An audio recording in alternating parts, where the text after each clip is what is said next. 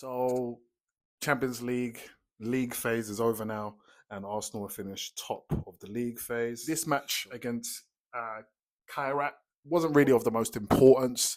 We knew that going into it. I think a lot of us watched the game kind of with one eye. If you look at the scoreline, which was 3-2, that makes it seem like it was closer than probably it was, but also is concerning that once again we're conceding goals. And we're conceding goals. Well, when the commentator was reeling off these stats, I was like, wow. To a team that is basically in pre-season, they said that they've played 5 competitive games since like November or something, and I believe they said that their season finished, maybe it was the end of October or into November. So in a changed lineup, Arsenal, despite them losing their previous game against Manchester United, should be completely steamrolling this team if football worked on paper. Of course, it doesn't.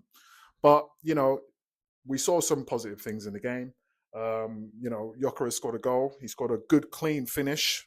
I think one that is closer to the trademark of what Gyokeres is supposed to do. Played in behind, first time from Kai Havertz, who started in that kind of number 8 role / number 10 role. And he's fed it into Gyokeres. The first touch was, go and watch the highlights. But then he got it into his stride. Clean, kind of sharp finish into the bottom corner. And it was a good finish. Gyokeres, across the game, I think played well. He did miss some chances. And it didn't look, the cleanest in terms of presentation. But, as a goal scorer, he was getting the chances. And as long as you get the chances, I'm open to that. I'm open to looking into that, because the way things are going of late, you're not even getting chances. So he scored one and he got some chances. I think the big story of the game was Kai Havertz, who, as I say, started behind Gyokeres kind of in that Odegaard role. And it was good to see him picking it up in midfield, and he was driving through the midfield, and he's playing early through balls over the top, but also just directly into Gyokeres' path and to our wingers. So that was good. That was exciting to see. Kai Havertz himself got on the score sheet. He kind of was streaking through alongside Gyokeres and another defender.